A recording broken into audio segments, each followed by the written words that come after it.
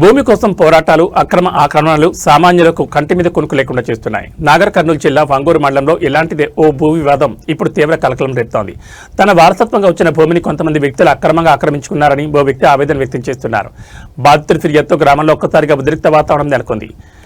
నాగర్ కర్నూలు జిల్లా వంగూరు మండలం ముడిచింతలపల్లి గ్రామంలో భూ ఆక్రమణ ఆరోపణలు వెలుగు చూశాయి. గ్రామానికి చెందిన తనుకోజు వెంకటేష్ అనే వ్యక్తి తన భూమిని నలుగురు వ్యక్తులు అక్రమంగా ఆక్రమించుకున్నారని ఆరోపించారు. కోచ్ వెంకటాచారికి సంబంధించిన భూమి విషయంలో ఈ వివాదం నెలకొన్నట్టు తెలుస్తోంది. తనుకోజు శ్రీకాంత్, తనుకోజు సందీప్, తనుకోజు కృష్ణయ్య మరియు తనుకోజు సుమన్ అనే నలుగురు వ్యక్తులు తన భూమిని కబ్జా చేశారని బాధితులు వెంకటేష్ అధికారులకు ఫిర్యాదు చేశారు. నా భూమిని నాకు తిరిగి ఇవ్వాలి, నాకు న్యాయం చేయాలంటూ బాధితులు అధికారులను వేడుకుంటున్నారు.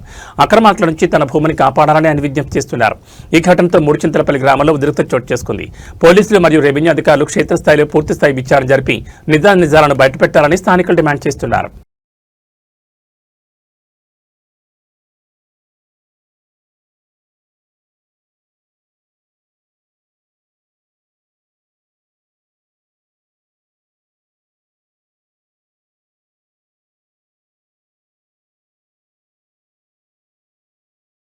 అందరికీ నమస్తే. మన నాగర్ కర్నూలు జిల్లా వంగూరు మండలం గ్రామం ముడిచింతలపల్లి గ్రామ శివారు 127 సర్వే నెంబర్ 5 ఎకరాలు 184 సర్వే నెంబరు 1 ఎకరా భూమిని మా అనుమతి లేకుండా కనుకోజు సందీప్, కనుకోజు శ్రీకాంత్, కనుకోజు కృష్ణయ్య, కనుకోజు సుమన్ వీళ్ళు మా అనుమతి లేకుండానే అక్రమంగా పట్టా చేసుకున్నారు.